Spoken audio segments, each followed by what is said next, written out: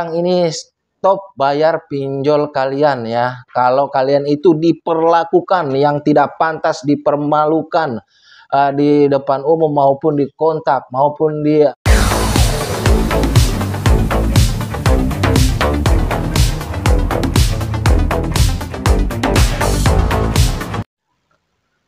Halo, Assalamualaikum warahmatullahi wabarakatuh.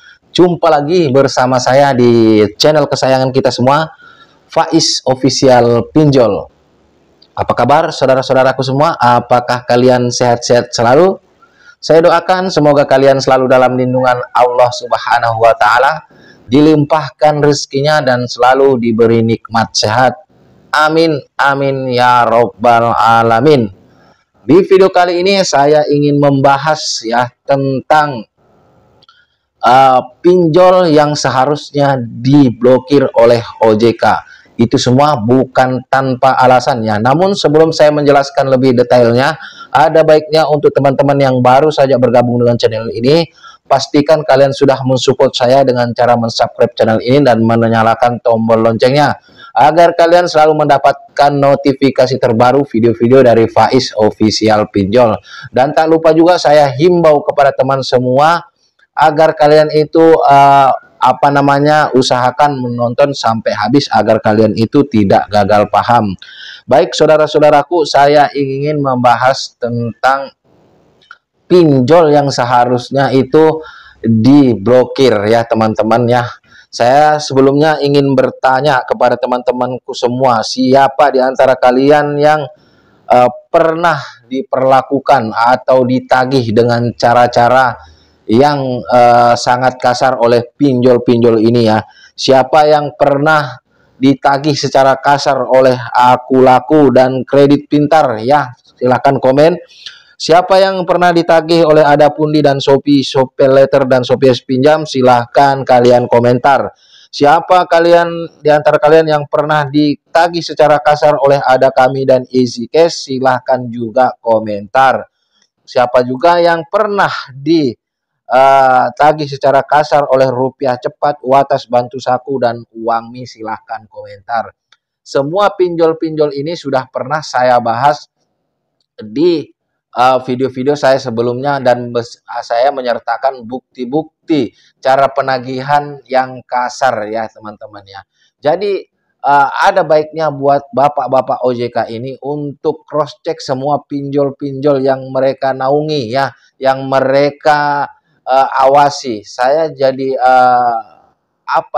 jadi ragu apakah benar-benar bapak-bapak OJK ini mengawasi dengan benar atau seperti apa, karena buktinya sudah banyak bukti dan pelaporan kepada pihak OJK, dan sampai sekarang ini pinjol-pinjol ini masih melakukan penagihan-penagihan dengan pola-pola yang serupa dan bahkan lebih ekstrim lagi, padahal sudah jelas-jelas OJK itu melarang semua ini teman-teman ya.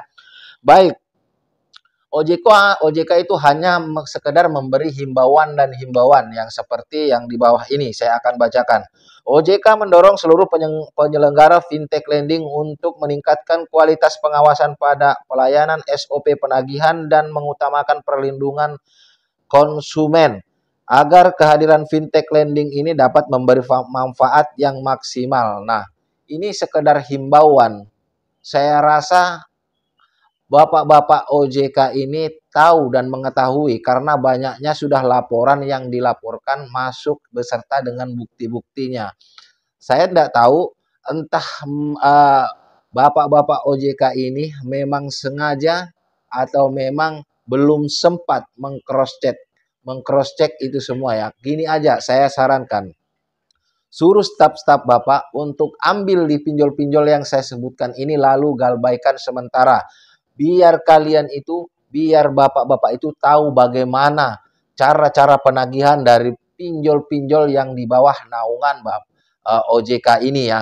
Yang kita tahu kalau dulu itu pinjol-pinjol yang sangat ekstrim cara penagihannya itu hanyalah pinjol ilegal. Tapi sekarang ini Dari mulai tahun 2002 sampai 2023 ini pola penagihan dari pinjol-pinjol legal OJK ini sangatlah tidak pantas. Sudah melanggar daripada SOP yang sudah ditentukan oleh OJK. Sudah melanggar ketentuan-ketentuan yang disepakati oleh OJK dan AFPI, Asosiasi Fintech Pendanaan Indonesia. Ya, sudah banyak contohnya, sudah banyak dampaknya, banyak yang depresi, ya, banyak juga yang sudah mengakhiri hidupnya gara-gara ditagih dan didatangi oleh debt collector lapangan. Ya teman-temannya, bapak-bapak ini tidak boleh dan seharusnya tidak menutup mata karena ini sangatlah genting. Kasihan kepada saudara-saudara kita yang terjerat pinjol ini. Dan saya tekankan dan saya yakini bahwasanya saudara-saudaraku yang sekarang ini galbay pinjol legal OJK, mereka itu bukan sengaja dan bukan punya keinginan untuk menggagal bayarkan pinjol-pinjol mereka. Semua itu karena memang mereka itu belum mempunyai uang dan juga mereka itu sudah merasa diancam-ancam dan merasa diteror oleh pihak pinjol-pinjol legal OJK.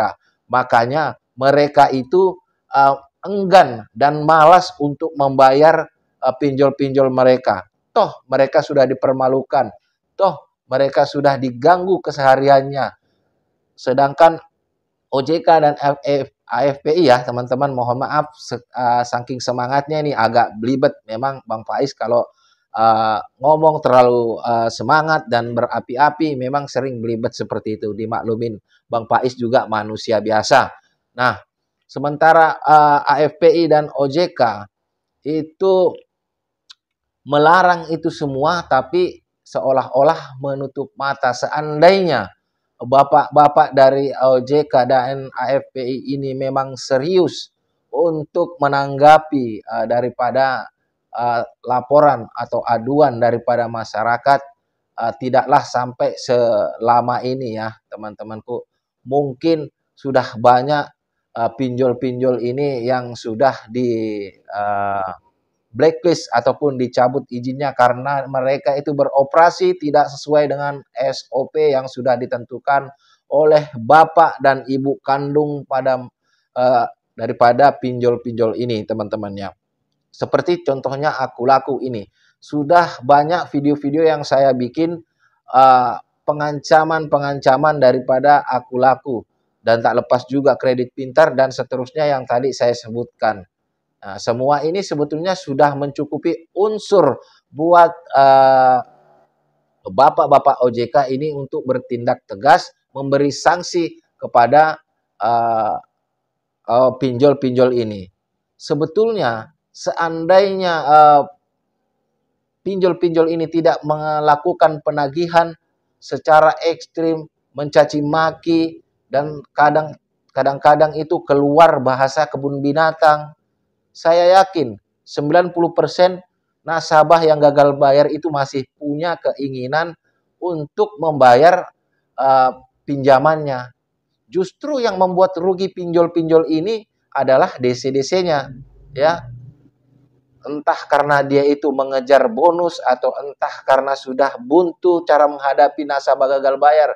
Ingat, orang gagal bayar itu bukan berarti mereka itu tidak mau membayar hutang-hutangnya. Nah, sekarang kalau misalkan mereka itu memang belum punya uang, mau bayar dari mana? Tak jarang mereka itu mengatakan, kalian itu jual aja aset kalian yang apa yang bisa kalian jual, juallah diri kalian. Ini pernah dilakukan oleh DC-DC pinjol ini, teman-teman. Jual harga diri atau jual ginjal kalian, pernah seperti itu. Siapa yang pernah disuruh untuk menjual ataupun disuruh untuk mengambil gali lubang tutup lubang oleh pinjol, silahkan komentar ya. Di sini saya banyak menanggapi aduan-aduan dari para saudara-saudaraku semua tentang pinjol-pinjol ini. Makanya saya tertarik untuk membahas ini. Tujuan saya hanya untuk agar video ini sampai dan dilihat oleh bapak-bapak OJK dan dikoreksi apakah benar ya. Dan saya itu tidak yakin sebetulnya kalau bapak-bapak OJK ini tidak tahu. Tapi saya berusaha untuk berbaik sangka. Saya anggap bapak-bapak OJK ini memang benar-benar tidak tahu. Makanya saya selalu mengirim WhatsApp kepada OJK dan melampirkan bukti-bukti pelanggaran-pelanggaran dari pinjol-pinjol mereka. Ini di sini saya tidak sedang membenci bapak-bapak OJK, saya sedang membantu bapak-bapak OJK untuk mengawasi pinjol-pinjol mereka dan menyampaikan aspirasi atau keluhan daripada pengguna pinjol-pinjol legal OJK. Ya, tapi memang benar, sebetulnya memang benar agar mendapatkan agar konsumen itu merasakan kehadiran fintech lending dapat memberikan manfaat yang maksimal, ya. Memang sebetulnya bermanfaat di awal bagi yang memang benar-benar membutuhkan. Tapi di ujung-ujungnya, karena namanya rezeki, kita itu tidak ada yang tahu, teman-teman, ya. Kita mungkin sekarang ini masih mempunyai dan masih bisa membayar, tapi mungkin ke depannya karena ada kendala apa, kita tidak mempunyai uang. Harusnya itu yang dipahami. Ya, harusnya lebih menekankan SOP itu tadi yang sudah dijelaskan oleh bapak-bapak OJK itu sendiri. Malah mereka DC-DC ini seenak udelnya aja, bahkan mereka itu tidak jarang melakukan tindakan yang di luar daripada kewenangan mereka. Mereka sudah mengancam-ancam tentang pidana, ya. Mereka mengarang-arang tentang somasi yang dikeluarkan oleh OJK, ya, mengarang tentang somasi yang dikeluarkan oleh Bank Indonesia. Padahal tugas daripada DC Pinjol itu mengingatkan akan hutang-hutang nasabah yang memang belum bayar. Nah, ini yang perlu bapak-bapak OJK perhatikan, ya. Keluhan daripada masyarakat sudah banyak loh, Pak. Ada masyarakat kita yang dirugikan dan itulah yang membuat mereka itu enggan untuk membayar hutang-hutang mereka. Jadi nanti kebangkrutan daripada pinjol-pinjol legal OJK itu bukan karena teman-teman kita ini tidak bisa bayar. Bahkan banyak yang memang tidak mau bayar karena pola-pola penagihannya yang tidak pantas. Awalnya memang mereka tidak mempunyai uang untuk membayar. Ketika mereka itu punya uang untuk membayar pinjol-pinjol mereka, hutang-hutang pinjol mereka, mereka enggan untuk membayar karena sudah diperlakukan yang tidak pantas oleh pihak-pihak pinjol dan DC-nya. Nah, kalau dikonfirmasi kepada pinjolnya, ini pasti mereka itu saling lempar bola, bahwasanya nanti pinjolnya itu mengatakan kami tidak pernah menginstruksikan atau memberikan tidak pernah memberikan arahan untuk mereka-mereka itu melakukan penagihan-penagihan di luar ketentuan yang sudah ditentukan oleh pihak OJK. Pasti itu dalilnya, teman-teman. Jadi buat saudara-saudaraku yang merasa sudah pernah ditindas-tindas atau lagi ditindas, mungkin diintimidasi atau mungkin di WA yang nggak senonoh, diteror, kalian boleh screenshot bukti-buktinya semua itu, ya teman-teman. Kalian bisa kirimkan ke nomor WhatsApp saya yang berada di kolom deskripsi channel ini, dan nanti saya akan usahakan untuk selalu meneruskan segala bentuk ancaman teroran itu kepada Bapak OJK, dan juga saya akan meng-up teroran itu di video-video saya, ya teman-teman, biar memang ada bukti bahwasanya pinjol-pinjol legal OJK itu melakukan pelanggaran, ya teman-teman. Semoga ini semua bermanfaat buat teman-temanku semua.